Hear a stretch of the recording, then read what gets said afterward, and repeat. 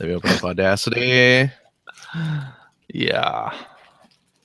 And I'm recording. Yeah, baby. Yes. Yeah. Uh-huh. You got it, bros. Did I miss any headlines that came out I don't know. I don't last pay week? attention to the headlines. Well, once there was this guy who got into an accident and couldn't go to school, but when he finally came back, his head and hair. It's his hair. I don't know. His head didn't turn to black and white. That is a completely different song. What? I don't remember the song. Canada's second greatest band. Really? I'm Oxyfrivus. Oh. What about All the right. Bare Naked Ladies? Yeah, where are they? They're okay. What Yeah? about Bryan Adams? Their first song and their first studio album was about how much they hated Halifax. I don't love. Oh my goodness! Really? Bare Naked Yeah. Ladies got During on the their punk- wrong side of Their Seward. punk days? No. Yeah, but I mean, seriously, Halifax their is first album kind of a was- shithole, you know. Whoa! You know what? What do you know? I Wow. don't. I said that purely to get your irritation going. I just No, I had was to reading stick Twitter. it I was in. reading Twitter before now. I'm irritated. Don't worry. Oh boy! Jeez, oh my. All right. All right, let's do a clap. Wow, I haven't thought of Moxie Fruvus for years. No one has thought of Moxie Fruvus for years except for Phil. I'm telling you, I was the king of Spain. Now he eats humble I could pie. not name a Moxie Fruvus song. I named the one I know. I don't recognize it. King of Spain. The one that you know. All right. 3, 2, 1. We did it. Okay, let's get that over with. We made it happen. Here we go. Here we go. Here we go. Ho. Pick it up. Pick it up. Pick it up. Pick it up. Pick it up. I thought we were going some CNC Music Factory there for a second. Yeah. No. Hello and welcome to episode 546 of the Player One podcast for Tuesday, April 25th, 2017. I'm your host, Chris Johnston. With me, as always, from the great town of Halifax Thank you. and the great country of Canada. Don't Mr. listen to the Bare Naked Ladies who hate Halifax. Apparently, They as we apologized just eventually. learned. Did they really? Yeah. Oh, well, how nice. And joining me from the great state Did you of say my name? California- I'm Greg, by the way. I said your I didn't- name. I didn't hear it. 'cause I Phil stepped wouldn't on your shut name. up, so- I stepped on your name. I Hi. said Greg Seward. I stepped on your name to badmouth the Bare Naked Ladies, though, for you. I appreciate So, that. So I'm trying to help you out, buddy. I appreciate Mhm. that. buddy. And from the great state of California, Mr. Ethan Einhorn. Hey there. And for anyone on the podcast who has not yet finished Zelda Breath of the Wild, you are now behind my 10-year-old daughter, who just finished it this week. I got a chance to actually watch her beat Ganon, and it was quite a thrill for the whole family. So, come on, you can keep up with the 10-year-old. No. Does your 10-year-old daughter have a job and You work 40 hours a week? family? Oh and a no, kid? she had spring break, so plenty of time to play. But you Yeah, know, see, exactly. Phil, you didn't catch that. I never You know what? Your hello in the show makes as much sense as your Twitter feed. aw. My Twitter feed is brilliant.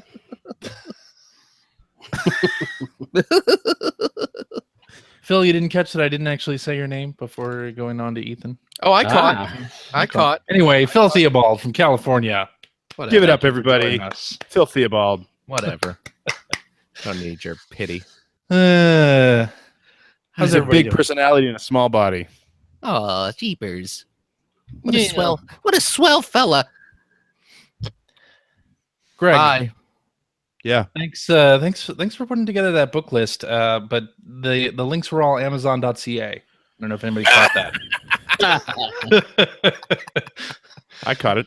It was on purpose. On purpose? You giving Amazon Canada some more business?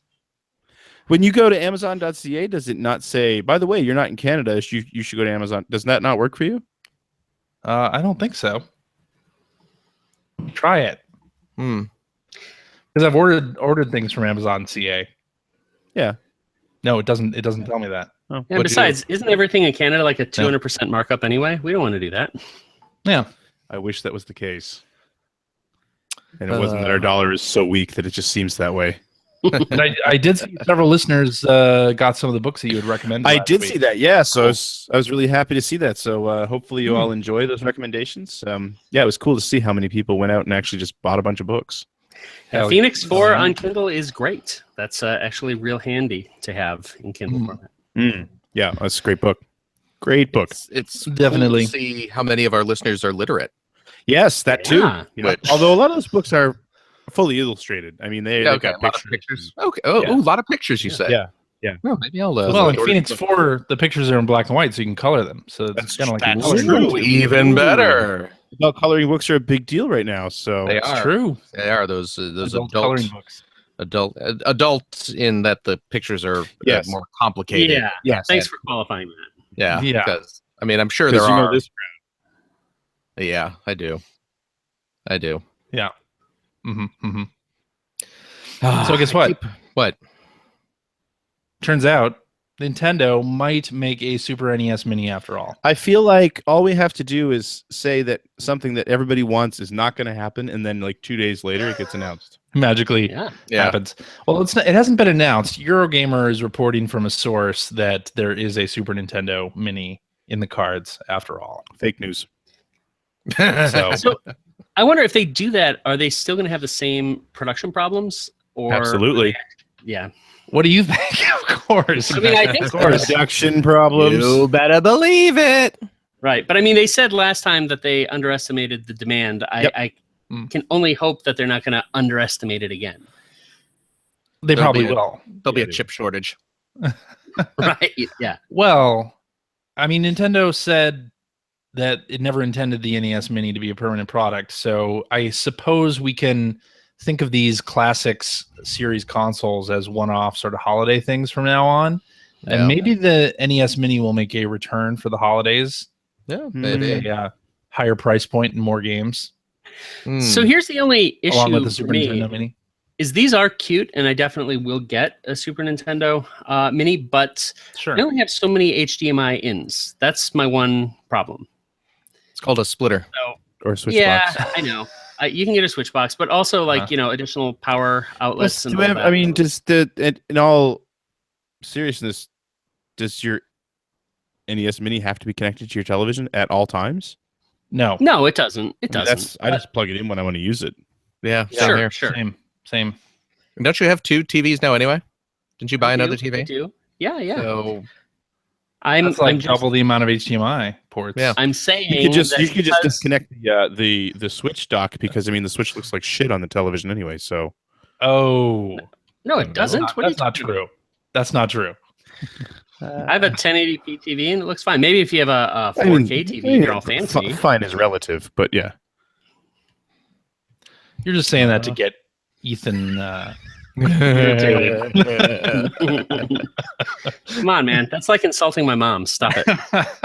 I would never do that. what's the difference between your mom What's and a mop? You're asking Stuart, right? I'm asking whoever wants to answer. Okay. No one wants to answer. Yeah. No, never mind. Yeah, I do like Phil's Alf shower curtain joke, though. Do you remember that one? What? No. There was the Alf, the TV movie, and you had shared with me the joke that Alf don't. asked one of the family members, "What's the difference between toilet paper and a shower curtain?" And when they said, "I don't know," the answer was, "So you're the one." Ew. Wait, Yeah. I shared that recently with my kids. They loved it. I never saw the Elf TV movie. Okay, well, I guess it was maybe someone else that shared that with me. But I haven't shared it with you. Credit it to Phil. I shared with you the fact that Willie from Alf is a crack addict. I picked up the issue of National Enquirer that had pictures of Willie smoking crack. Uh-huh. That's my Alf story. There's a lot going on in that picture, if I remember. Hey, Willie! Yeah. Alf, don't smoke my crack. Well, Best Buy is going to have the NES Mini in stores tomorrow. For I know, Yeah. I'm already camping out. for whatever that means for people. You're gonna have to hang out live. with the scalpers. I'm live in line at Best Buy at the moment, actually. Clearly. What I did is I took a photograph of my room and printed up a backdrop, a false facade to make it seem like I was broadcasting from my home. Yeah. But no, I am in line at Best Buy as we speak. That's a pretty good green screen effect you got there. Thank you. Oh, look, see, here's some Joker. If you're watching the YouTube, some Jokers smacking my face. Leave me alone, sir. Sir, please. Thank you. This is the roughest intro we've had in an episode in a long time. Oh, man. It's like none of this stuff's landing. No, it is not. All right. Well, speaking of landing, Clippies! You can't fall back That's on right. that. Head back to the well. Cover there, the whole people. show. To the clip! Everyone get the clippers. We're gonna snip snippers. yikes. Speaking of landing, Yes. Mario Kart 8 Deluxe lands on the Switch this Friday. week. You know who makes sure that Friday. airplanes never land is Bane. He likes to crash planes. In fact, I think it goes a little something like this. That's it. That's it. I thought there would be more. Are you not So gonna Mario play that Kart off? Mario Kart. this week. Yep. Mario Kart. Exciting. Mario Kart. Game's only 3 years old, so that's pretty new for a Switch game.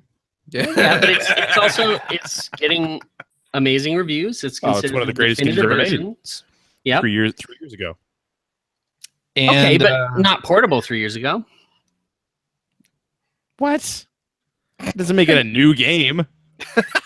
That really right. has absolutely nothing to do with what I just said. Yeah. well, here's what I'm looking forward to: the auto accelerate and the auto steer features. Because What? my daughter, Yep. Oh, does it really? Oh, cool. she can play, Very nice. so that'll be good. This is why That's I'm glad I am not working on a magazine with Ethan anymore. Because every time he reviewed a Switch game, if I was the reviews editor, I have to go and talk to him and have him remove 2 points from his score. Because Okay. So because of portability. So given that it's at a 94 Metacritic right now, you'd pretty much say that to anybody who's reviewing Well, it, it's right? still portable Well, or those I are not. mean, work come for on. Wait. No, it's still Mario Kart 8. It's Portable still Yeah, or great. I not, mean- it's Mario Kart 8, and Yeah. Mario Kart 8 is a really, really good Yeah. game. One of the best games ever made. I want to Any way you hear slice it. Phil's argument for why it's a 7 instead of a 9. I'm dying to know Yeah, that. I think what Phil was saying is you would rate it a 12. Yeah. That's probably what would happen.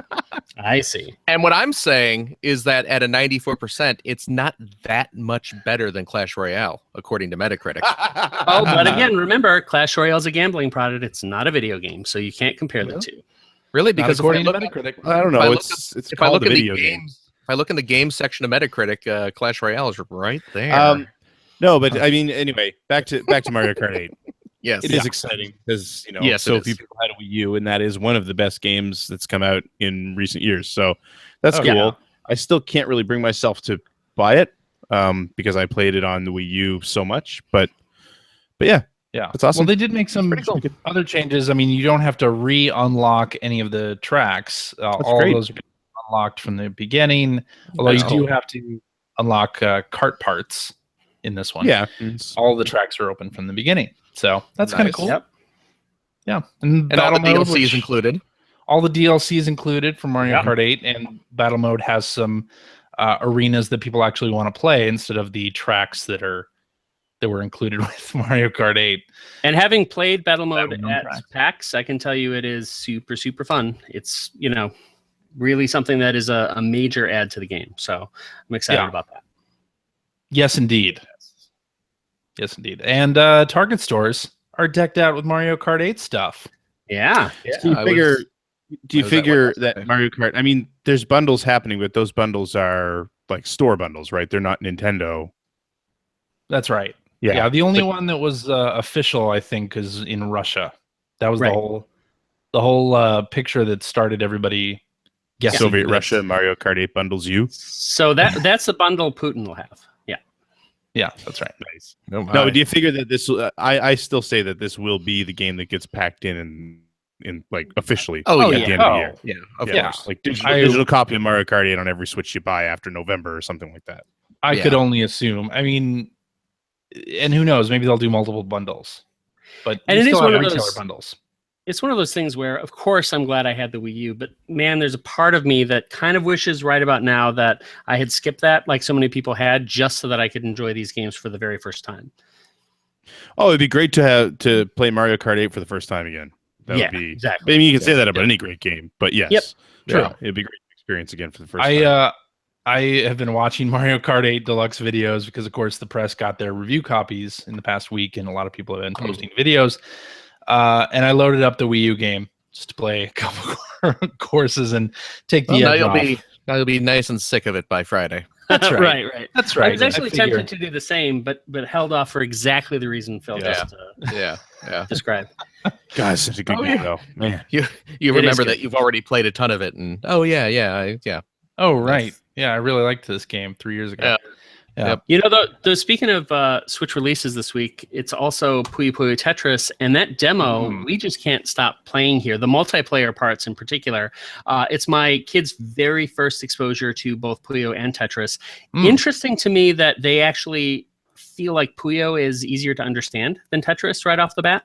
Insane. But yeah, it's really, really interesting. But they're really digging it. And now that they're getting into the rhythm of Tetris, they're loving that as well. And we just have been playing for probably 2-3 hours overall as a family, the multiplayer mode, just in the demo. So can't wait to get that this week also.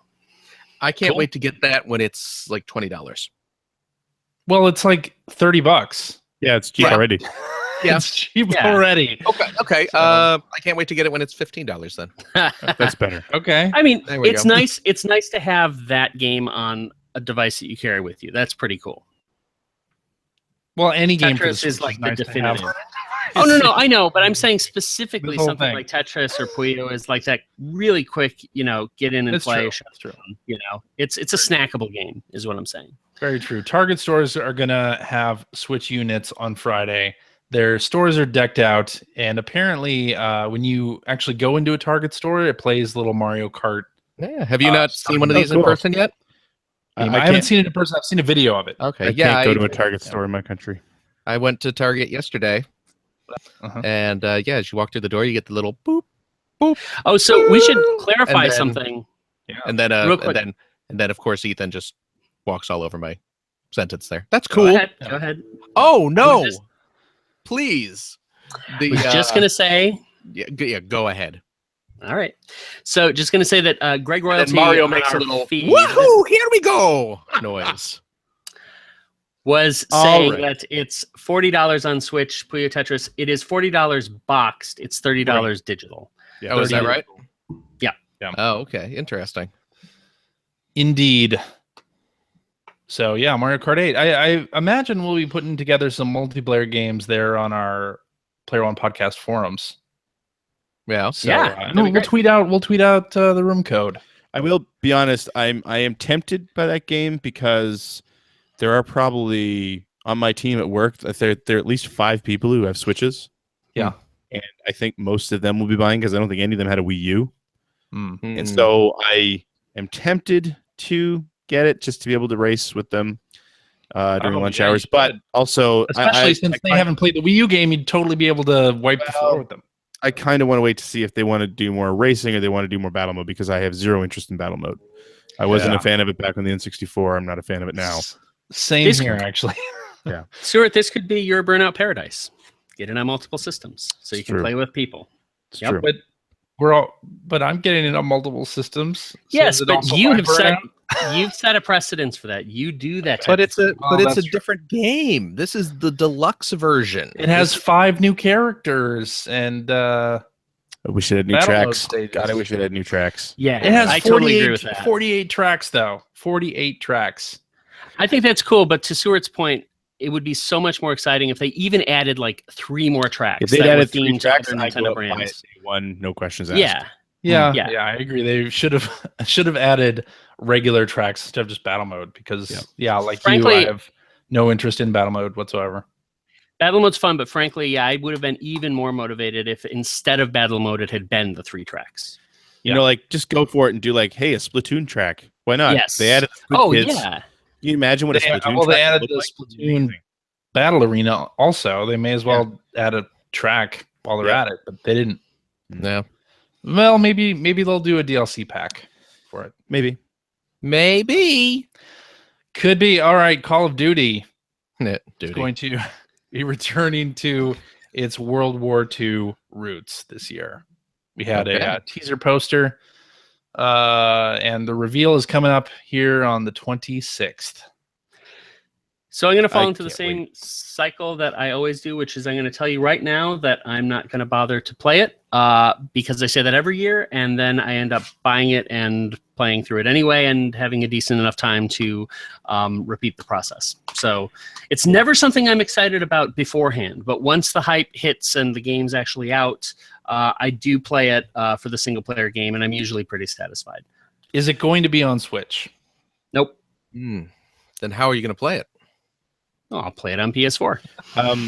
Mike, I'm more excited about this one than I have been about a Call of Duty game probably since Call of Duty 4 when they first started the Modern Warfare thing.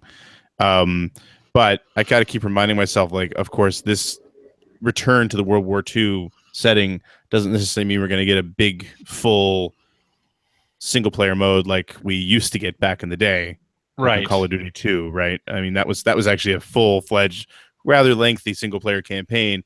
I haven't played a lot of the most recent Call of Duties, but the post Modern Warfare games, the single-player campaigns tend to be quite short. Yeah, but Stuart, that's what you pretty much have time for right now, anyway. I mean, honestly, no, they're a little shorter than that. How many hours did you spend in Breath of the Wild so far? I don't know. I should look that up. I don't even know how to look it up. I don't even have friend lists. I don't even have friends added to my friend list yet. Nothing on this thing. Hang on, I'm going to get it and look. Okay. All right. Well, Infinite Warfare's campaign was longer than usual anyway, right? Yeah. It was about 8 hours. Oh, okay. For someone who's not good at it like me. How do I check how many hours I've played? You go into your little profile page. And, you go to the little circle that's your character up on the top left. Oh, there it is. Yeah. Explain it as you would a child. And it'll show it to you in 5-hour increments, which I still don't understand that. Why don't they just give you the exact number? They're keeping track of that. 5-hour increments. What? It should say I've played for 60 hours or more. Okay. Right. So you played more than 60 hours of Zelda. But less than 65. Yeah. Oh, is that how? Okay. Gotcha. There you go. That's what I've played. Okay. So you have time to play it longer. I guess that's true. Yeah. I have time to play something longer than like 2 or 3 hours. Yes. It's not 2 or 3 hours, though. It's 6 to 8 hours. The campaigns for Call of Duty? I don't know. The last few that I tried, they were very, very short. Okay. So, like, nothing wrong with that. Yeah. No, there's nothing wrong with that. Or whatever they have in Canada up there. Okay. Just moose boxes. I'm not saying there's anything wrong with it. I'm just saying that I would prefer for someone who likes shorter games against the very short. I prefer the campaign to be a little longer than that. That's all I'm saying. That's all I'm saying. Greg is very biased against short things. He's a heightist. I'm excited that it's a World War II game again. Yeah? Yeah. Enjoy that. That's exciting. You love World War II. I do. So does it pull the wind out of the sails at all that we just got Battlefield going back to World War I? Is World War II they're separate different? wars.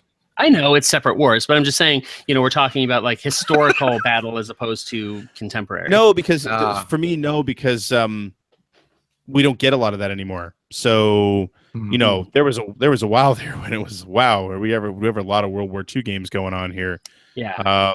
So it's been long enough. I don't think that matters too much. Do you think the fan base of Call of Duty will appreciate that? I mean, that is a good You're question. obviously saying you're excited about that, but is the audience that is into that game into going back to World War II? I have no idea. I don't think so. But I mean, who knows? Like I'm looking at it from the context of I thought Call of Duty and Medal of Honor were fantastic. I remember when they were a big deal, right? I remember the first Medal of Honor was a huge deal when it happened, and I was a big fan of that whole thing. But I don't think you can understate for any generation that Nazis are the ultimate bad guys. I mean, they are fun to attack, in any game. So I think that's something that will resonate no matter what. Sure. All right. Yeah. On that happy note, Bandai Namco has trademarked Pac-Man Maker. Nice. How excited are we on a scale of 1 to 10? Depends. Sorry, on what? I wasn't listening. Pac-Man Maker has been Pac-Man trademarked Maker. by. I stopped listening again. Oh, I think it depends on what kind of features they have. yeah. If it is just a straight draw a maze Mm-hmm. and go through it, then not very exciting. If it starts adding some of the features from the DX games, or even some of the special power-ups from the what were the remastered versions that were on like the PSP Namco Museum and that sort of thing. Mm-hmm. If they have some of those features, then it's suddenly a little more exciting. I hope they just make it so you're building Pac-Man land stages. Then I'm fine. The arrangement. The arrangement games. The Pac-Man I arrangement. remember that. Remember Pac-Man arrangement? Yeah, those were good. Quite a bit of fun. I have not given that a thought in a long time, but now that you're saying it, yeah, yes. Had some great power-ups, and could be good if they have those sorts of features in there. Mm-hmm. So, well, I guess we'll find out soon enough yes. when they decide to actually show it off. Yep. Instead of just trademarking it. All right. We'll see. Let's move into what we've been playing. Yes. Okay. Yeah. All right. Phil. Yeah. How about you kick us off? Well, first of all, look what I got. You'll have to say what it is. Look what I got. Right. You two people. I got my Peanuts pillowcase. Straight from Japan, straight from Crane Grain Toreba. Did you put a black light over that? See how abused? I wouldn't. Yeah. It was best not to know. It was sealed up. It was mint in package when it arrived. So okay. It wasn't just like crumbled up and tossed into an envelope. Okay. Bunch of But it hair. would be great though. Funny enough, it came with a box of rocks. If it came with a dirty sock too. Why would they send me more than I actually won though? That's the confusing part. Sloppiness. Again, this keeps on giving. This again kind of tends, they're just making the package way more. It's just costing them more to ship it at that point. Yeah, about a week from I think 8 days from winning the prize to it showing up on my doorstep. That's not bad. Okay. It's really not bad at all, actually. So I would question whether that machine was actually in Japan. well, I mean, Probably postmarked. I don't know. I kind of feel like it might have been faked and just dropped on your doorstep. I'm seeing an EMS Japan. Okay. So unless That's legit. Unless this claw machine is in LA and they shipped the prize to Japan and then shipped it back here Conspiracy from Japan, it's all part of the illusion. Their wicked scheme. Yeah. Their wicked So there's game. that. Yeah. Well, you got that. So what else have you been playing? Well, I've been playing some more claw games. Let me tell you what else I won. Oh, Lord. No. I have been Full Throttle came out. Full Yes. Throttle Remastered. Yes. Yes, the latest of the Tim Schafer classic PC games to get a modern day remake. Following on the heels of Day of the Tentacle Remastered, of Full Throttle Remastered came out. I picked it up. I've just played a little bit of the beginning of the game so far, but Full Throttle's a great game. So I'm curious about this because Yes. the video that they showed. So did they re-record all the dialogue? It sounds like or did they just like have a higher? Is it in higher quality? Considering the actor who plays Ben died several years ago, I'm guessing probably not. That doesn't mean that they didn't re-record it with somebody else's voice. No, it's him. It's okay. It's very because clearly him. the reason I ask is because the trailer that they showed, there was like a marked difference in quality when they went back and forth. Yeah, when you switch, there is definitely, but it's just I guess know. they're using different compression. That's got to be it. Okay. Yeah, because like Day of the Tentacle, you can switch back and forth between the remastered graphics and the retro PC graphics, and yeah, like you said, going to the retro mode definitely drops the quality of the audio a bit. Right. So Okay. So yeah, it's just got to be a compression thing is all I can think of. But Yes. I mean, CJ is not into these type of games, so I'm sure he hasn't played it. Ethan, I did not play Full Throttle. No. So I'll guilty admission. When I downloaded Grim Fandango, I like the art style, I like the humor, but I got stuck a couple times, and that's just the arcane design of the older games. You're not alone.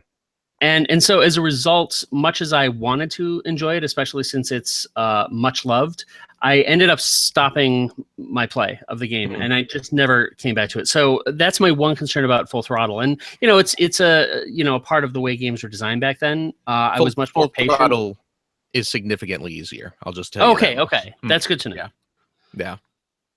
All right, so this might be more my speed then.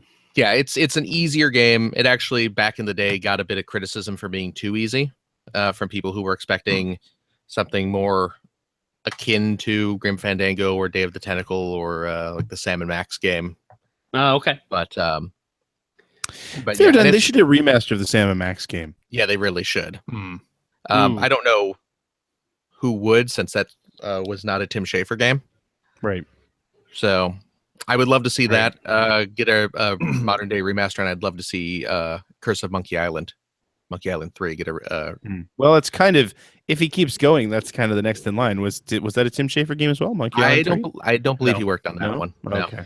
No, and I know it's easy enough to go online and just very quickly see what the solution is, but whereas some games where you see the solution, then you actually have to do it, and your skills are put to the test. This is just the solution's there, and you move forward. So yeah, it makes it a little less palatable to rely on that. Yeah, I would agree. I didn't get this yet either. I want to. It's one of those games that I kind of regret never playing, because I was managing a rental store back in the day, and we did rent out PC games, and this is one of the games we had. This along with like The Dig and Monkey Island 3. And, but I was never, as we've talked about on the show before, I love graphic adventures, but I was never a LucasArts person. I was a Sierra guy. I was a Sierra guy through and through. And it wasn't that I didn't like LucasArts games, it was that the computers that I had were really low end, most of the time monochrome screen computers. So the old Sierra adventure games were fine on them. They couldn't really play the LucasArts games. So by the time you were getting those LucasArts games, I'd moved on to consoles. So okay.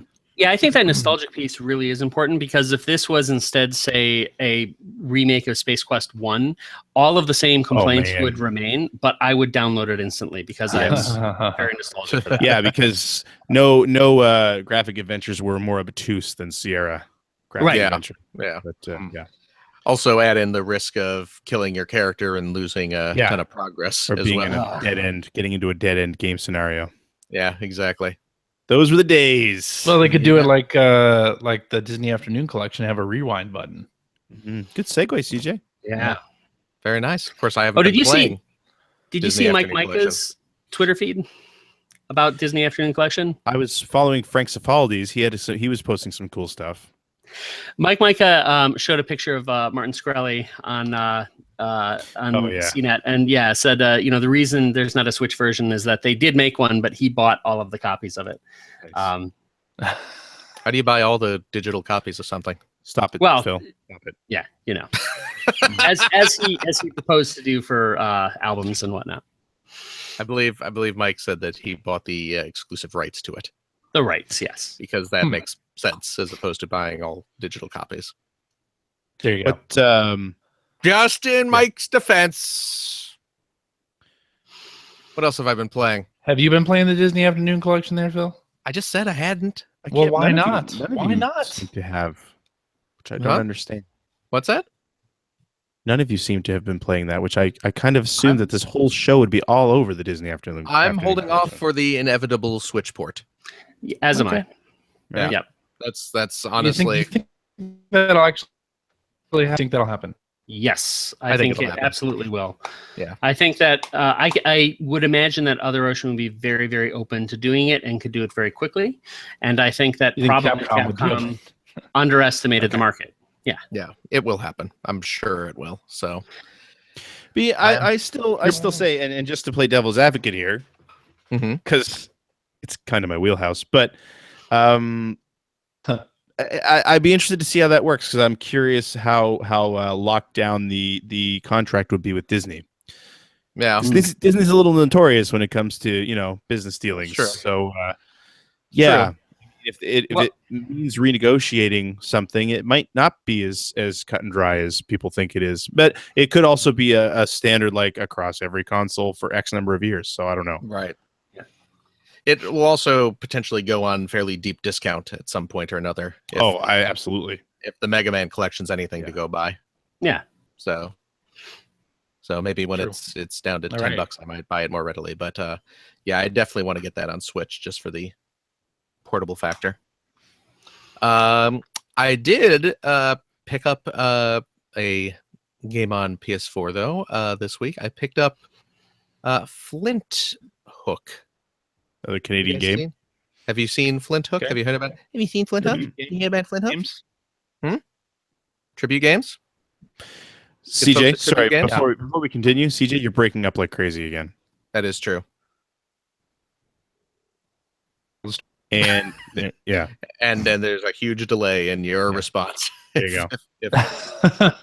If that How pregnant about now? Is that better? Yes. So yeah, tribute games, Flint Hook. I sort of did a blind buy on it. I watched the promotional trailer video for it and just saw a couple quick impressions online saying that it was good. And I liked what I saw, so I kind of took a chance and picked it up, and I'm really glad I did, because that is a fun little game. So what is the gameplay exactly? Okay, so it's a roguelite. It reminds Really? me yes, it is. I did not know that. It reminds me a bit in terms of progression of Rogue Legacy, which is fine for me because Rogue Legacy is one of my favorite games of all time. You are tossed into a maze-like level consisting of single rooms. You are given a bunch of enemies or obstacles to get past. In said room, you're going through this maze looking for a large treasure chest. The gimmick is that you have a grappling hook that you can shoot in all directions that latches on to hooks hanging from the ceiling or the walls or the floor. Some enemies have shields that you have to pop with the grappling hook. You also have you can shoot in all directions as well. And you have a time slow mechanic. So if you are a bunch of bullets are coming your way, you can slow down time to dodge them, or there are lasers that turn on and off that you can slow down to allow you to run through them and that sort of thing. Okay. But it has that same kind of sense of progress where you are playing through the level and you will eventually die and you'll get knocked back a little bit, but you save all the progress that you have made, money you've earned. Or there are little cards you can collect that add perks. They'll give yourself extra health or boost the power of your gun or that sort of thing. So as you progress, you earn more of these perks that will help to make you stronger the next time you go through. So cool. I would never have all I've done is really watch the trailer, and I would never have expected to hear somebody describe it as even related to something like Rogue Legacy. Yeah. But it totally is. That's interesting. Totally I do want to try that. Yeah. Yeah. The one thing I was concerned about going into it is how well the grapple mechanics would work, just because something like that, when it works well, it works really, really well. And if it's just slightly off, it becomes the worst mechanic in the world. Yeah. And this, the grapple mechanics work extremely well. I think there's a little bit of give when you're aiming at a target. So even if you're, because you do have full 360. So is aiming. It like a twin stick shooter in that regard? Like, do you fire it using the right analog stick, or no? Actually, you don't use the analog stick on the right. It's just as you as you run, when you jump into the air, you have there's a little aiming reticule that you move, and you basically all you have to do is when you jump, just point in the direction of the hook you want to latch onto. You press it's either R1 or R2, and you launch out your hook, and you will tag onto it, and once you hang on to it, it's not like Bionic Commando where you swing in an arc. It actually launches you forward. Right? Yeah. Yeah, it pulls you in, and then depending on how long your rope was, it gives you that much momentum shooting the other way. See, that's cool because that's I've seen the videos of it, but I just wasn't really sure exactly how it was going to play, so I hadn't really. Yeah. What's the price on it? I think it's like $13 to $15. I know PS4 it's like a 10% discount for the first week. I think you have to, I think for Plus members only, but it brought it down to like maybe 12 or 13, something like that. Cool. I'll put it on my list. Yeah, check it out. It's really good, and the soundtrack's really great. The animation is fantastic. Yeah, it looks fantastic. Yeah. My only complaint that I have about it is that the backgrounds are a little too busy. So it's because there are like Rogue Legacy, there are barrels and things like that you can smash to find money, and sometimes the items that you can smash, or sometimes even enemies, tend to get lost in the background a bit just because they cram so much detail in the background. Oh, okay. It's like a little too much, or maybe they could have muted the colors in the background more just to make the prominent items that you can interact with stand out more. But yeah, otherwise I'm having a blast with it. And Finn's really getting into it too. He's loving the music. We have had to watch the opening title sequence just like dozens of times, just so he can hear the main theme. And I saw you tweeting about that. Yeah, he's really getting into that game, so it's pretty funny. But yeah, it's awesome. Check it out. Yeah, I'll have to do that. Yeah. The other game that I've been playing this week is one I know that most of you guys have been playing. CJ, you've not been playing this? No. I have not. That's your fault. That's shame on you. I've been playing some Wonder Boy. Take a page out of Ethan's book here and say that this is probably the prettiest 2D game I've ever seen in my life. It is. It's really nice. God, the animation. Wow. Yeah, beautiful. And the backtracking, which I don't mind at all. I think it's a important part of the game. Really encourages you, since you go through the same environments over and over again, to regularly flip back to the original look. And that's a lot of fun to do too. I just love playing through some of the sessions in original 8-bit mode. Yeah. Yeah. So this was for anybody who doesn't really know, we went through a few episodes back. Somebody had tweeted in and asked to sort of pick apart the Wonder Boy chronology, which is ridiculous, complicated to say the least. But this is I believe this is kind of the first game in the series that really took what became the final form of the Wonder Boy games. Right. This sort of Metroidvania, for lack of a less stupid term, side-scrolling RPG style game that sort of dropped all arcade trappings completely. Yeah, and it was the first one, but it was a Master System game, so not a lot of people played it, I don't think. Yeah, it was also in Game Gear, and was there not a TurboGrafx version of it? There was, yes, you're right. Game Gear and TurboGrafx as well.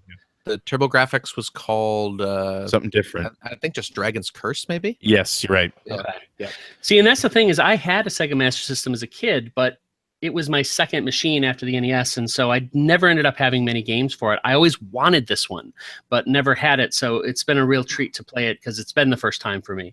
Yeah, I mean, some of it is a bit obtuse. I admit I've had to go online a couple of times to find things that are important.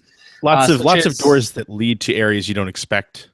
Right. Yeah. Right. Well, I got stumped on how do I freely change into the different forms, and it's a secret door that you have to use in the main town. And I mean, I guess a lot of people will just stumble upon it, but I didn't, so I had to figure out how to unlock that.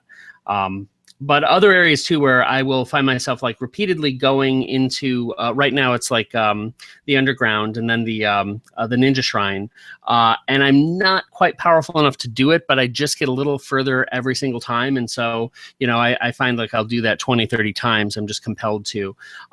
Little frustrated too that I find myself constantly having to go back and get the 2 potions, the 3 potions rather, from the area to the left of the town, to be able to revive over and over again. Are you guys going through that loop? I have not played it enough. I played it for a couple. I got to the point where I got to the mouse. Yeah, that's where I'm at right now. Yeah. Okay. So, because I really was just playing it enough to be able to speak about it on the show this week, because I'm trying to finish Zelda, but I did pick this up, and which I have been sort of avoiding buying anything new on the Switch. I did pick it up for the Switch, buying anything new on the Switch until I finished Zelda. But I mean, this just looks so beautiful, and I really wanted to get my hands on it. And for the price, it's what, $30, I think in Canada. It's $20 down there. Yeah, something along those lines, or maybe it's $26 here or something like that. Can't go wrong. I'm playing it slowly. I put about 8 hours into it. Just enjoying the grind. Actually, the movements feel very stiff at first, but once you get used to it, it feels pretty precise. You know exactly where the enemies are going to be falling, and you feel like you can line things up smoothly. The reaction time for the character does feel slow, and actually, I remember a friend of the show, Bill Mudron, actually tweeted this out.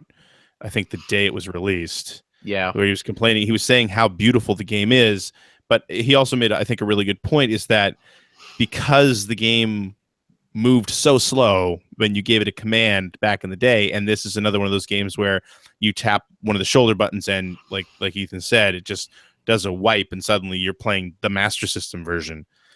So it's got the exact same movement and timing. No wonder the animation is so good, because they had loads of time to put in tons of frames. Yeah, sure. We're running at 60 frames per second, but I mean, it's worth it.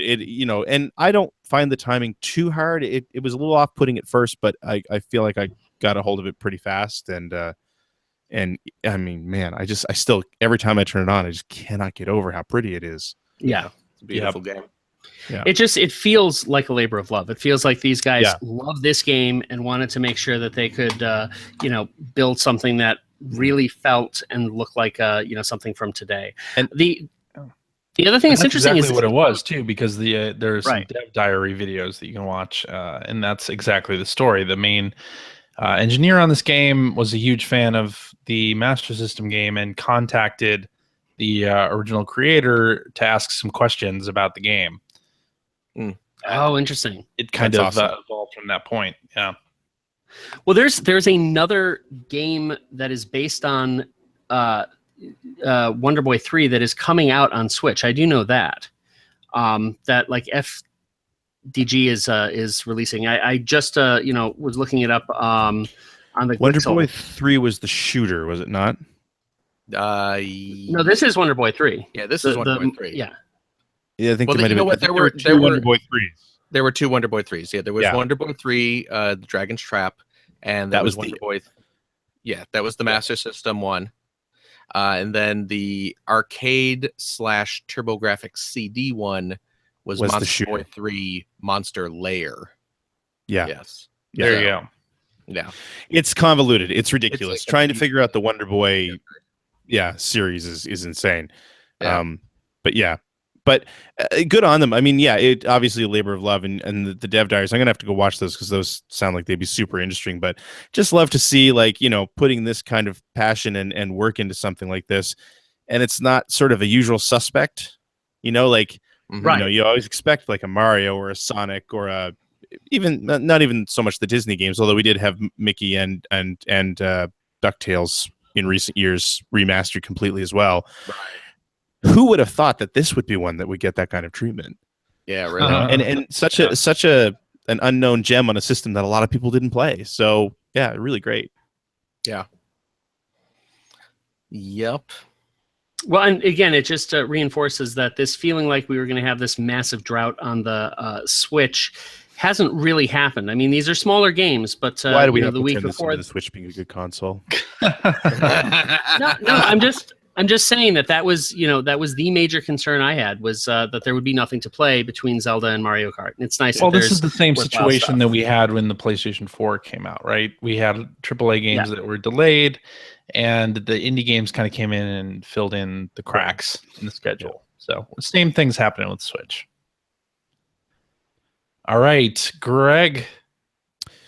Breath of the Wild, which I'm not going to talk anymore about right now, and of course Dragon's Trap. But I actually did pick up the Disney Afternoon Collection. And while I agree that yes, it's probably going to be cheap soon, I actually kind of wanted to make sure that I bought this at full price. Yeah, in the interest of supporting this type of thing. I mean, it was a great sort of surprise release because nobody even knew this was a thing until recently, and now here we are, and it's out. And it's just what a great idea, and good on Digital Eclipse and Mike Micah and Frank Cifaldi and everybody involved to put something like this together. And you want to talk about, again, a passion project. I mean, these are I shouldn't say these are the NES games. They're being run on the same engine that they did their Mega Man Legacy Collection in, which I was very happy, or have been very happy to see, at least on Steam, which is where I bought it. They seem to have gotten over their technical issues with that engine, which is fantastic. Added a rewind feature, which is exactly like you would expect a rewind feature to work in a modern game. Like if you die, you just hold down the left bumper and back up to a point that you keep playing. Added the boss rush, which I don't really care about, but the whole product is wrapped in just these wonderful 90s visuals. It just, like, even the title screen, the way the logo bounces into the screen just reminds you of the Disney Afternoon bumpers that you would see on television. And it's got this great sort of super 90s Saved by the Bell style backgrounds. I think it's worth pointing out, like, all the box art is not just scanned. They actually took the original art and recreated it in high res. And I mean, it just looks beautiful. The whole package is just really, really polished. And then they've got tons of things like sketches that were done by the artists back in the day. Those have been scanned in, and they're compared to like sketches that Disney faxed, because of course we're talking the 80s and 90s here. So they weren't emailing sketches to one another. They were faxing them. So these are like scans of faxes that Disney was sending Capcom in Japan. And very cool. Very, very cool. Great little package. Well, and having talked to the guys over at Other Ocean and Digital Eclipse, they like to see themselves, and I think for good reason, as the Criterion collection of video games. And they're so good at this kind of bundling. Yeah, and I thought they did a good job with Legacy Collection, the Mega Man Legacy Collection, but this feels like what they're talking about. Yeah, like this feels like they hit on what they've been trying. Which, hey, it's only the second time out of the gate, so good on them. Yeah, and the addition of the rewind system, which presumably will work on all of the NES games that they work on moving forward, is great. Yeah. So great. I'm interested to see what they land next. But again, I kind of bought this. I bought it because I was really excited to play it, and sooner or later it will get delisted because these are Disney licenses. That's a good point. I will also say that if somehow we end up getting a physical release, I'll be there day one. I'd love to have these on physical copies of all these things. And there's some great games in there that I think even those of us who had an NES and were really big Nintendo gamers back in the day, which I was one of, I haven't played everything on this collection.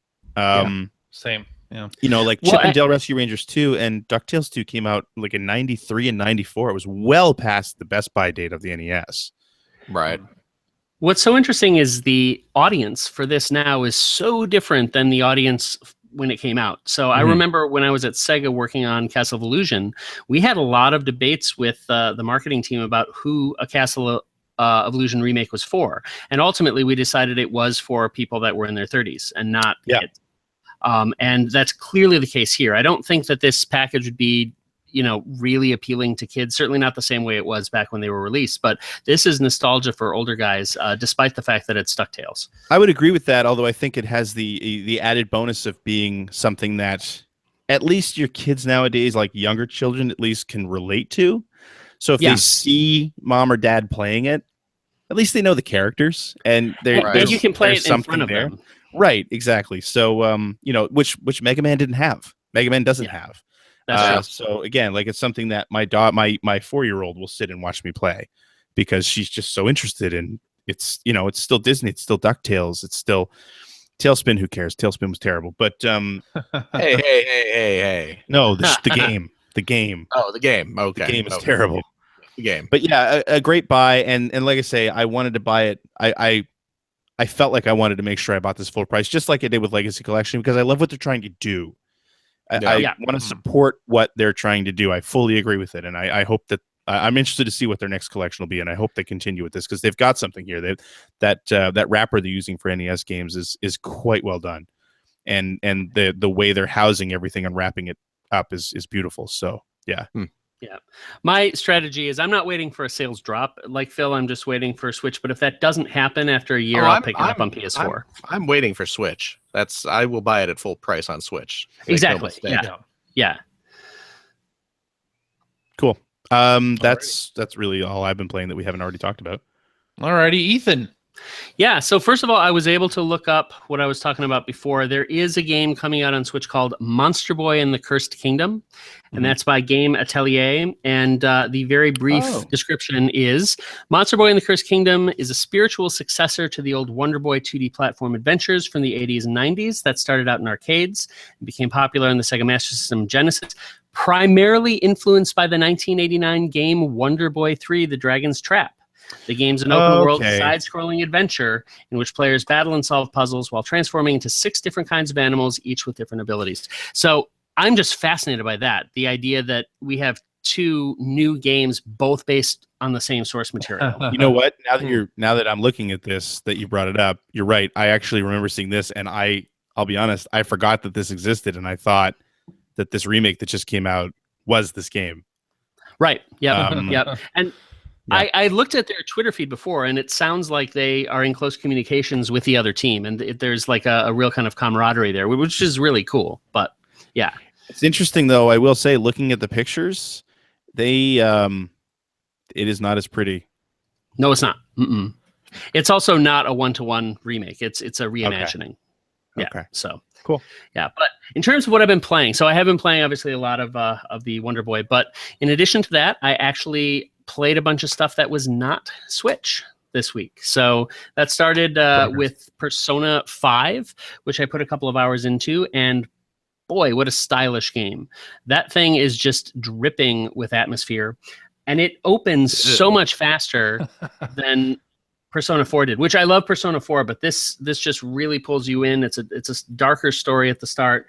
And the thing I always have loved about Japanese RPGs is not only do they feel exotic because they're, exploring a lot of interesting fantasy themes, but they feel exotic and always did even when I was a kid because they are clearly from a different culture, right? And this you can't get more Japanese than Persona 5, and that really is something that is a fun part of experiencing it, feeling like you're playing something that could only have been made in Japan.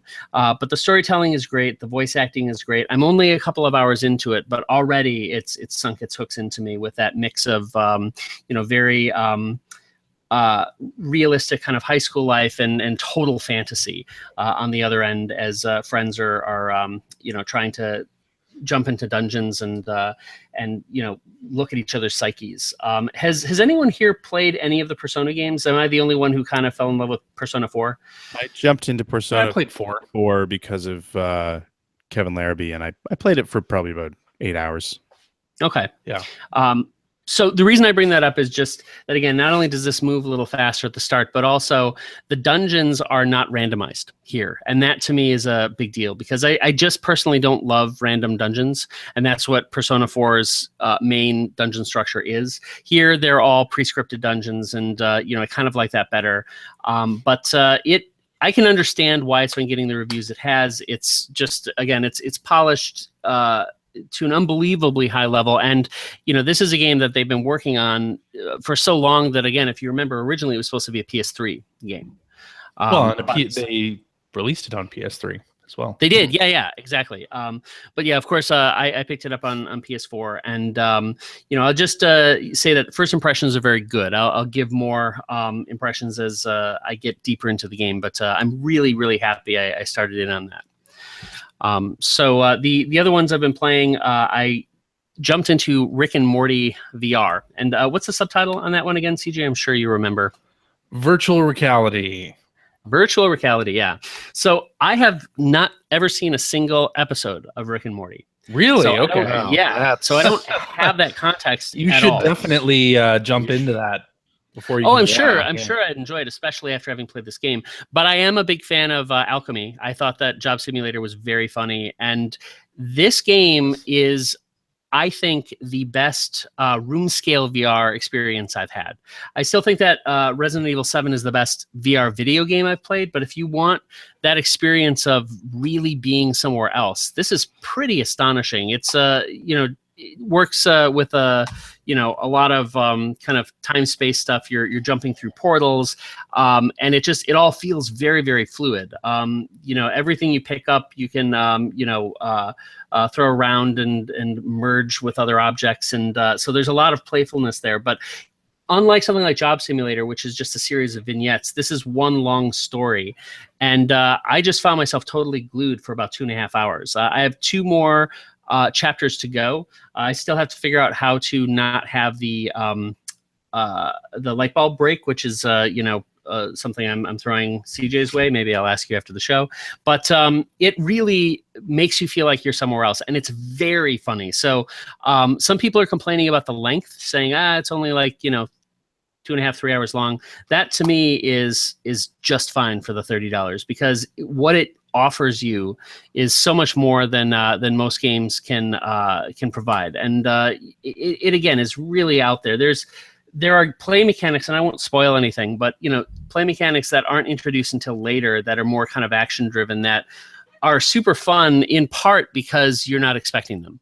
But the production values are great. It's very funny, and it really puts you in the position of being somewhere else. You are a Morty clone, is what the idea is, and you die a lot. But I would not share anything else, for fear of spoiling any of the gags. But I know, CJ, you were not working on this project, but boy, is it an accomplishment for VR.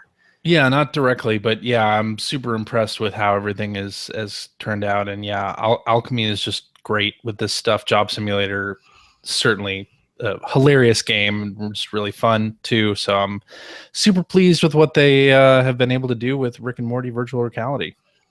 Yeah. So the other things I'll just mention very briefly. I did pick up actually today. Also, your check is in the mail, Ethan. Just wait, I said that on air. Brutal. But Fate Extella, the Umbral Star, I picked up today on Vita, which is coming to Switch as well. It's one that I've always kind of wanted to play. It is a cross between a visual novel and Dynasty Warriors, so it's kind of like a Musou game. I mean, it's a knockoff, but it's clever. It's kind of relaxing the same way a Koei Tecmo Musou game would be, and the production values are not going to blow you away. But if you're looking for just a solid 7.0, that's one that I think you'll enjoy. Phil, have you ever played any of these? Because apparently it's a series. I have not.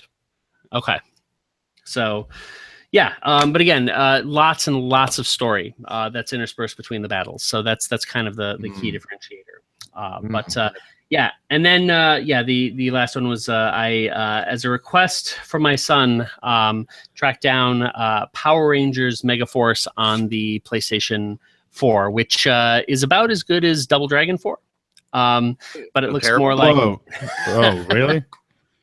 Yeah, and looks kind of like a Flash game, but when you're playing with a very, very excited 6-year-old who's wanting anything and everything Power Rangers, it's pretty fun.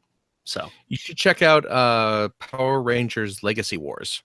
If you no Power Ranger stuff. It's free. That's a suck ass gambling game. It's $15 less than what you paid for that crap on the PS4. Oh, yeah. But you know what's great about it is you can get addicted to it and spend thousands if you want to. That's so cool. You're but right. You don't have to. You can turn that right off. You can do. There's an option. But There's no worry about it at all for the $14.99 version. No worry about it at all when you disable them. All in. There's no worry about it at all either. Yeah. Yeah, but I don't have to expose my kids to gambling mechanics with the $14.99 one, which is so awesome. I'm curious. I do want to have a serious discussion with this though. So because I am curious, how did you explain that to how old's your son? First of all, 6. He's 6. Okay, so he asked you, can you download this game, right? Or can he? Yeah, he found it. His own device, I assume. He was using my wife's Kindle, and he found it searching for Power Rangers. Yeah. Okay. And so he asks for it. Yep. And how is that explained to him? We don't play free-to-play games in our house until we're 21. Okay.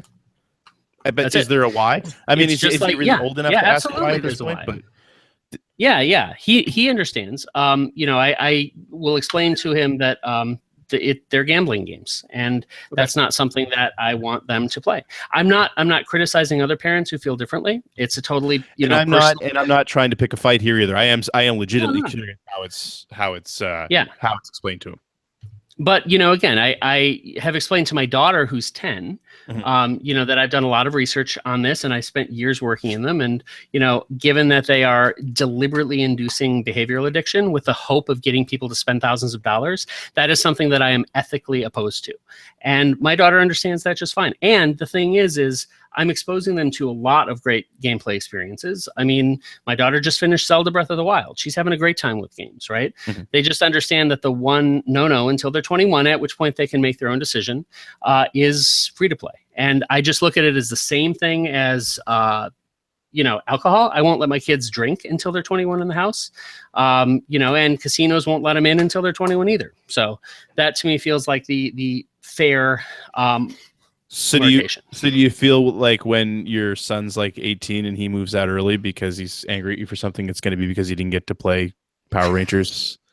No, I do not think so. I mean, again, remember, the thing is there's so... Yeah. What you're saying is that when your son turns 18, when your daughter turns 18, they're old enough to be drafted into the military to go and fight and die for their country. But they're not old enough to play Angry Birds. It's like alcohol and gambling. So 21. Okay. So you'd say the same thing about going to a casino or going and buying some booze, right? They're old enough to get drafted into the army, but they're not old enough to buy booze. I'm okay with that. I'm okay with 21. Funny enough, I will say for the casino thing, sure. But for the booze thing, I mean, here it's 19 because go Canada. Go. Yeah. But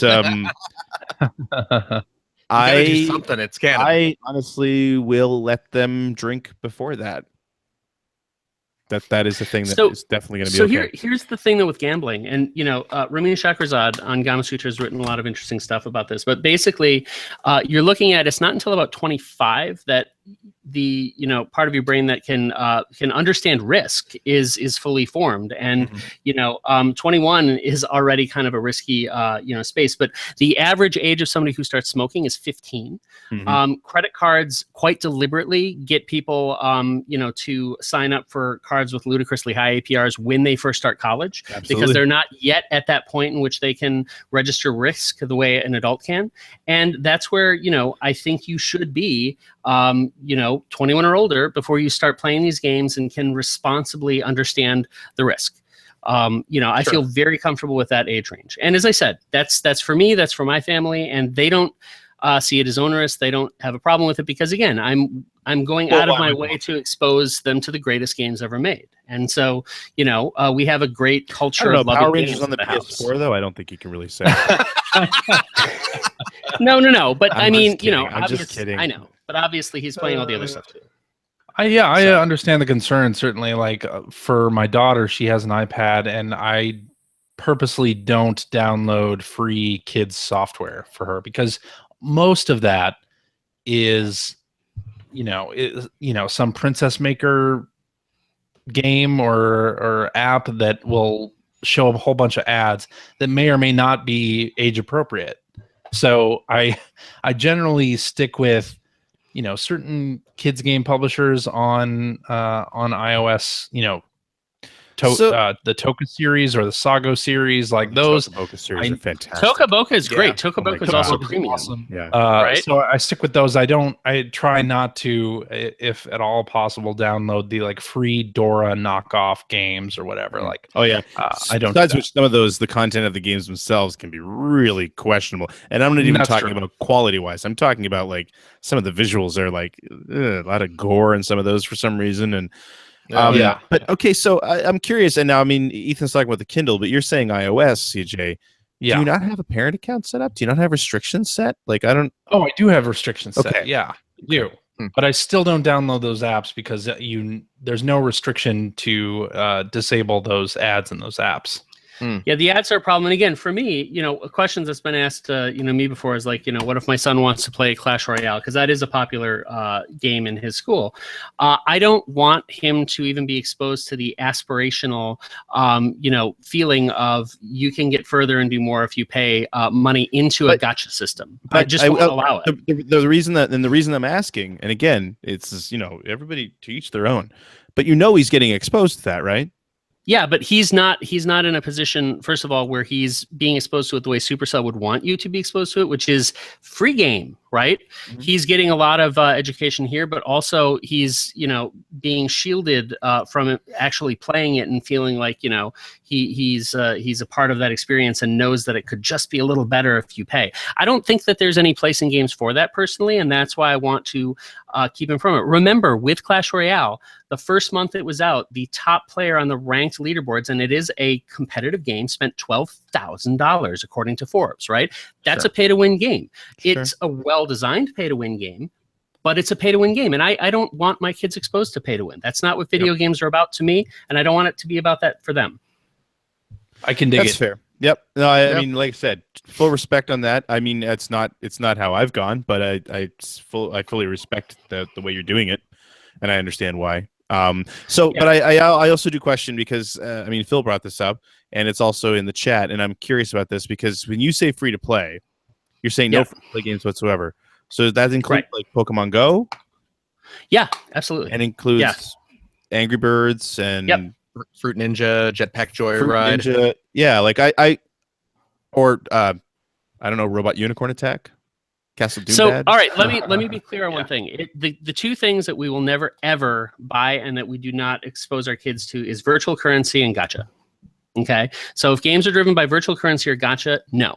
If you have something that you can have an unlock that you pay once that doubles your coins or something like that, and it's a clear value proposition that is not based on a gambling mechanic. So like Super Mario Run, right? Right. So what I'm opposed to deeply are what I call the whale hunters, and the definition of that to me is quite simply if a game is being monetized by less than 10% of the audience and it's designed specifically to induce behavioral addiction to get people to spend thousands of dollars. That's wrong to me, and I won't have my kids touch it. Okay. No, and the only reason I ask is again because I think that I feel like when you talk about this stuff on Twitter or Facebook or your website or on this show, when you say free to play, you're really mostly talking about what you just spoke about. You're mostly talking about games that are whale hunters. Yes. No. You're not talking about absolutely every free-to-play game ever made. No. In fact, but yes, sure. Unfortunately, most of the game companies that are working in free-to-play are aiming to be whale hunters. Mm-hmm. If they are a business that's set up to sustain themselves, as a company instead of hobbyists, right? I'm not saying that's exclusively the case. That seems to be, the case for the majority of companies right now. So that's why I think I tend to generalize. But no, there are some games that if you have a single unlock or something and it's not gambling or virtual currency, that's a different thing. That's just it's one of the problems I think is that the whale hunters have poisoned the language as well. For sure. Yeah, I agree with that. I mean, for what it's worth, I mean, well, first of all, my 4-year-old, I think you guys are nuts for letting for a 4 and 5-year-old owning an iPod or an iPad. But that's just my parenting strategy. There are apps that will allow you to set the play limits. Yeah, I know. That's what we use. Yeah. But I mean, my 2 oldest have their own iPods, and I mean, obviously, I have them set up in such a way that they can't download it. They're children accounts to my account, so they are not allowed to buy anything unless it comes through my account. But I mean, I do let my kids play Angry Birds and Clash Royale and things like that. But I have this. I come at it a little bit differently. I've had the discussion with them because I've obviously, especially my son, I've had him come and say, "Daddy, can we buy this?" And that's when I have the discussion about no, and here's why. Yeah. And we've had that discussion a couple of times, and now it just doesn't get asked anymore. And now he talks about, what he has to do to get around that feature. And he still has a good time with those games. But for the most part, depending on how they're created, I mean, some games are just built that you cannot really realistically play them without spending any money. But yeah, it's just interesting. That's why I just wanted to have a serious discussion about it, because I think it's, we're all dads here, and we all have children that are around the same age ranges. So right, and again, I just want to reinforce that I know that there are very conscientious and careful parents that are exposing their kids to this, and I'm not judging them. Nope. Right, I'm not saying they should do things differently. I'm only speaking for my own family. That's all. Yeah, no, absolutely. Yeah, word. Alrighty. Is that all you got? CJ's not saying his daughter has her own credit card. Yeah. No, she does not have that. No.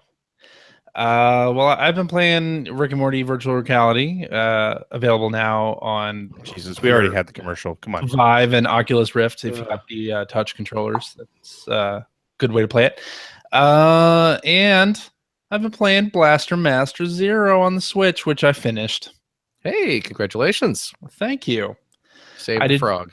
I did. I did not go back and get everything to get the secret ending, which apparently there is. And I did go on not YouTube, a secret anymore, to watch what that is. But yeah, I didn't do it myself.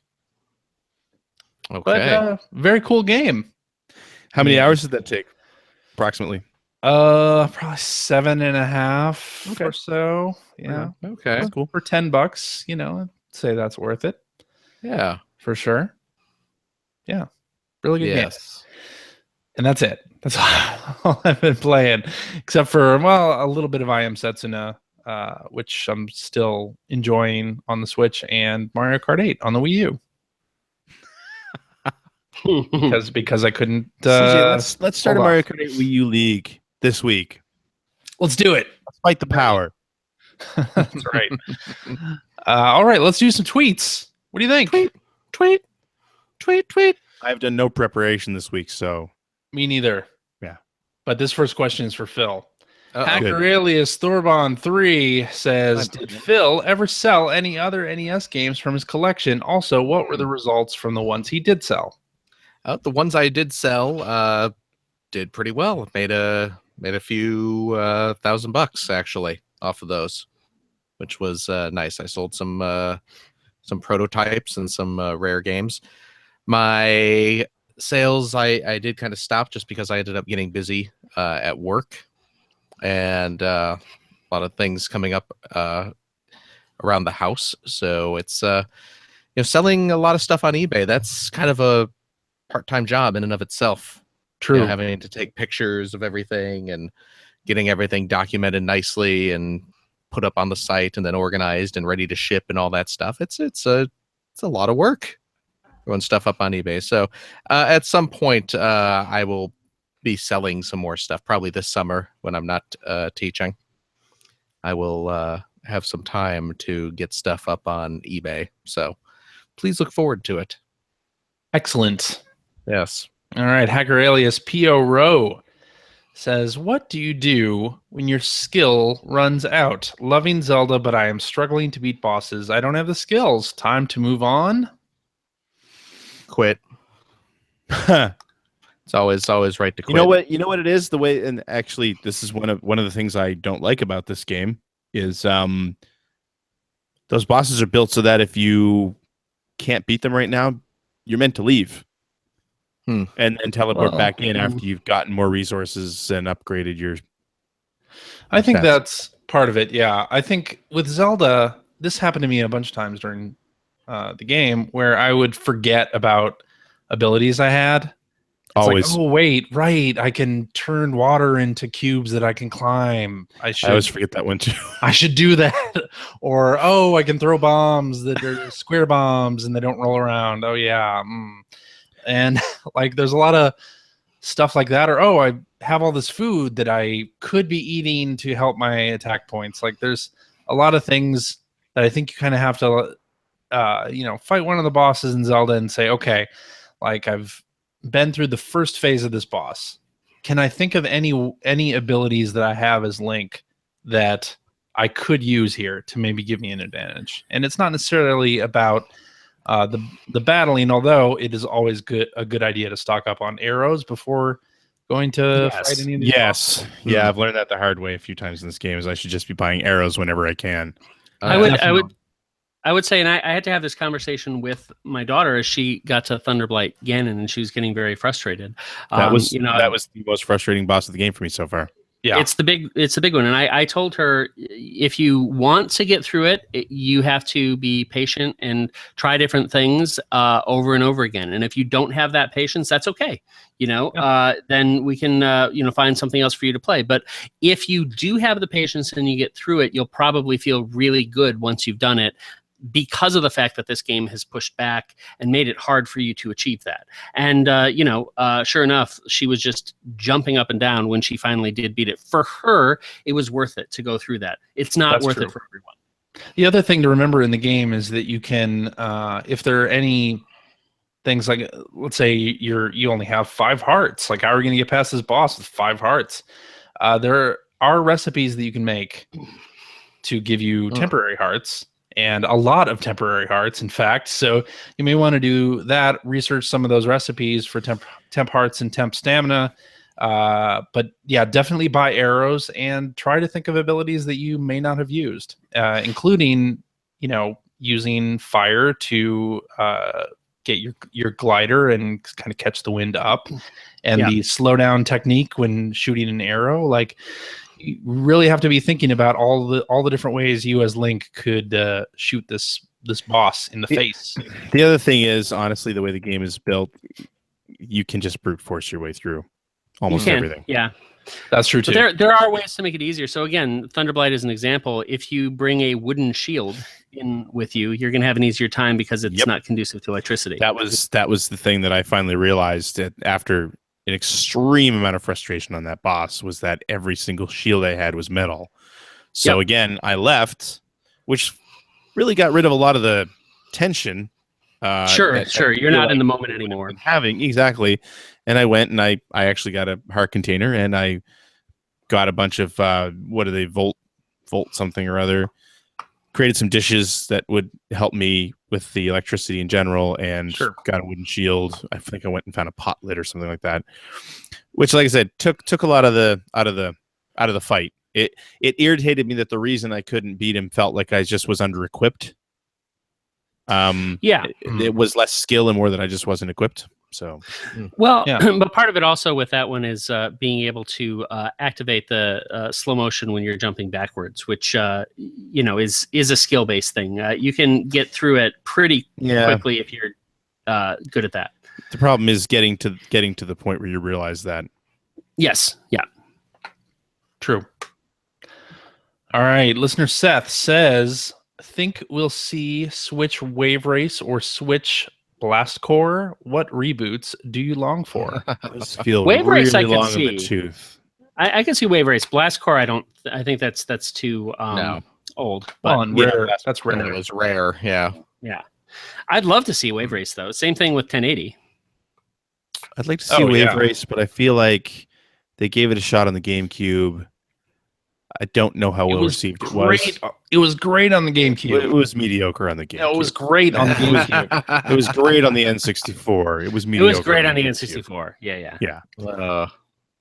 N64 game was good too. They brought back F-Zero. Somebody just mentioned F-Zero in the chat. That is a series that needs to come back. Yeah, I could see that. Yeah, RMX Racing is good, but it's not F-Zero. No, that's true. Yeah.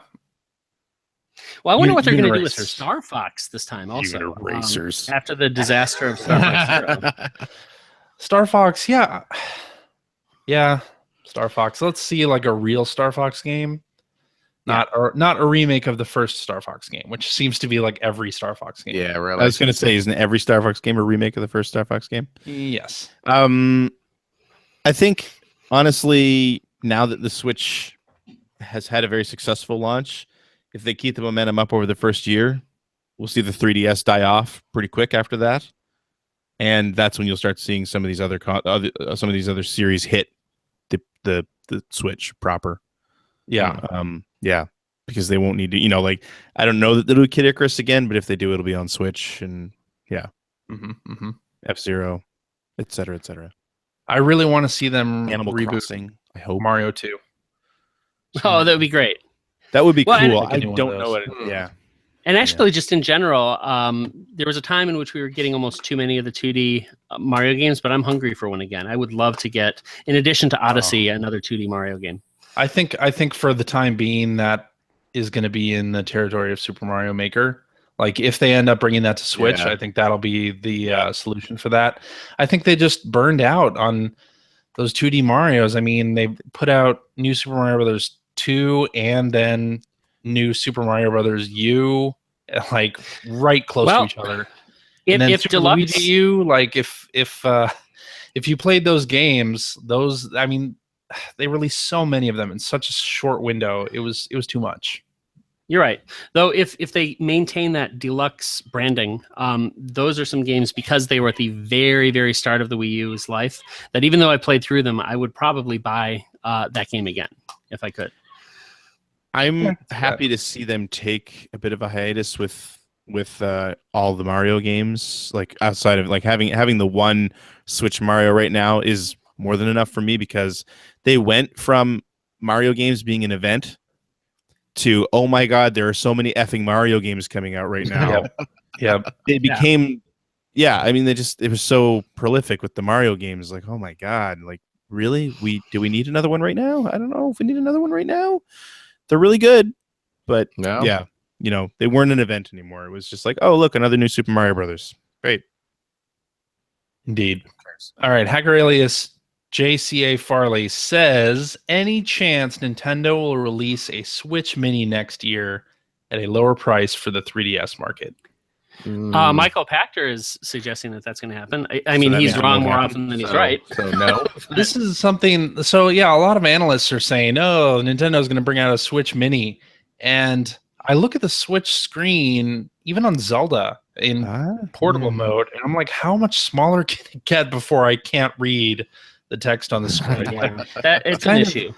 It's kind of a mix. Like if you're going to have a system that can be played on a TV and also as a portable, you have to have some kind of continuity between the size of the fonts that you're using in the interface itself.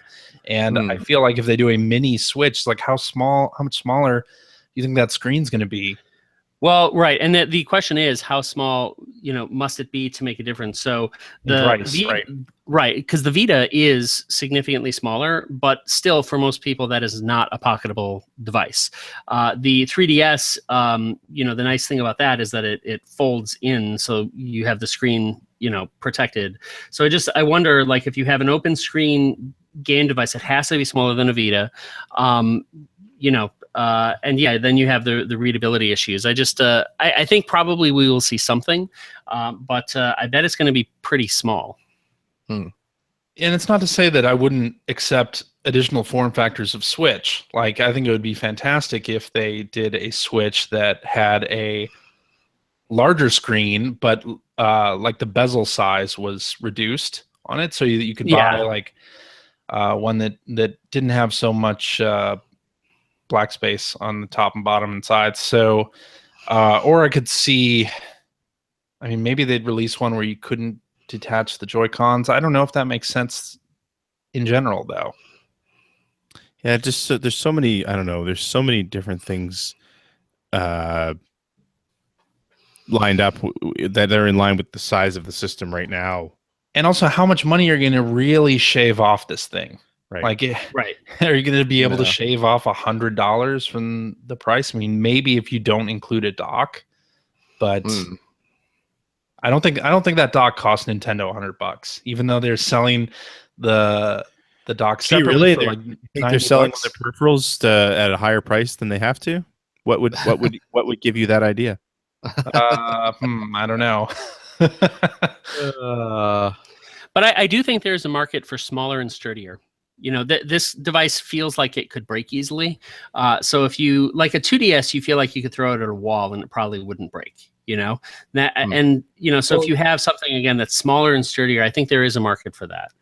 That's probably true. I do wonder whether Nintendo will, leave that for the 3DS, or even, a lot of people after the Switch reveal were saying, well, maybe Nintendo's going to do another 3DS. I mean, that's always a possibility, right? That they could just keep that around as their budget machine.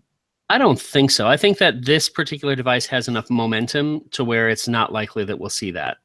Yeah, I agree. Oh. As long as they keep it up. I also think that because of that, they'd be crazy to introduce a new version of it anytime in the next 2 years. Yeah. Yeah, that's they've turned their their name was not great as far as home console hardware went. They've managed to turn that around with this. So let's build on that for a while before we start releasing new form factors of the thing. Yeah, I mean, I think some of the analysts are like, "Oh, well, we'll see this in 2018, a Switch Mini." It's like that's really not that long after the system has come out, right? I mean, you might see it where they have a release where the entire machine is more powerful and it's now in two different form factors, right? So you can get the original big version that has more power behind it, and one that's just as powerful but smaller. And maybe it's more expensive instead of less expensive. Who knows? Yeah, I think that's where they probably have a larger opportunity there to, like, once they have run into the supply chain efficiencies where they can get the parts for the current Switch cheaper, then they could make a more expensive Switch Pro that maybe has a larger battery. You could see that happening, but I don't know, a Switch Mini. I just don't know that makes a whole lot of sense right now. Yeah. No. All right. Should we end it here? I think this is a good place. Sure. Why not? Okay. Sure. And that's our show for this week. Thank you very much for listening. If you have a question for us or would like to comment on something you heard, you can direct that to @P1Podcast on the Twitter, or you can go to our internet website at player1podcast.com. There you'll find our contact information. You'll find blog entries about Sega CD from Mr. Greg Seward. Yes, you will. You find Generation 16 episodes. Someday. Uh-huh. You'll find a message board where you can discuss this episode with us and our other listeners, including maybe doing some little ad hoc Mario Kart 8 tournament stuff next weekend or the weekend after that, etc., etc. Maybe so. That could be pretty cool. Yes. And you'll also find information about Scoop. Well, you'll find a link to Scoop Fest Vegas 17 information where you could join us in Las Vegas and watch us record an episode of Player One Podcast live. That's right. At an awesome comedy fest. Indeed. Yeah. If you'd like to subscribe to the Player One Podcast, you can do so by visiting player1podcast.com or by going to the iTunes Music Store. While you're at the iTunes Music Store, you can also invest $1.99. Cheap. Pick up the Player One Podcast iPhone application. It gives you one-touch communication with us via the emails, the Twitters, what have you. You also have all of our episodes ready to stream right to your listening device. That is a premium iOS experience. It will never sunset. Well, it has maybe, but it has capped spending. True. You don't have to worry about any gambling mechanics there. Although, if you're looking to be entertained, listening to the Player One Podcast is a gamble in and of itself. Every week. And hey, Android cell phone, telephone users, the Player One Podcast iPhone application is available for your listening device as well for that same $1.99. Also cheap. You can find that right over there at the Amazon Android Marketplace. We're also on Stitcher Radio. You can like us on Facebook. You can check out archives of our show and watch us live most weeks on the youtubes.com/P1 podcast. And if you've liked what you've heard, and how could you can head over to patreon.com/P1 podcast. Throw a few shekels our way. It keeps me in Japanese pillowcases. No. Wrapped up tight in Yikes. Japanese pillowcases. Yikes. So wrong. I will post pics to Tumblr. That's a threat. That is a threat and a promise. Make no mistake, bucko. And if you have a couple bucks left over, head over to generation-16.com where you'll find a Patreon link to support Greg Stewart's fantastic, if seldom seen, web series about North America's favorite runner-up. It's a good time to watch the series in its entirety. The right now. Sega Genesis. Why not go back and watch the whole thing? It's a great show. Thanks. It is. It is. I'm looking forward to the next episode. Me too. CJ. Yahoo! I'm not thanking you first because you saved me for last today. So Aw. sit and spin, bucko. Wow. Respect Fair. is a two-way street, you jerk. That's fair. That's fair. Ethan. Yes, Phil. Thank you. Oh, you are more than welcome, my good You friend. are more than welcome. Thank you. Greg. Yo. Thank you very much. Hey, Phil. Yes. Thank you even more. Well, thank you. No, thank you more. CJ. Yahoo! That's cool. Yeah. Thanks. Thank you, Phil. It's a good build-up. Mm-hmm. That's good. Yeah. Want to see a good build-up? Mhm. On my teeth. I haven't Oh, brushed man. in days. Gross. That is gross. I haven't brushed in That days. is so Look at gross. Yikes. It'd be so much less gross if it wasn't true. Mm-hmm. Mhm. So everybody next week. Yeah, sure. Let's do it. Okie dokie, artichokies. Bye-bye. Bye. Bye-bye. Ooh. Why does the title of the stream say the dragon's tarp? Because Because why not? it should say the Dragon's Tarp.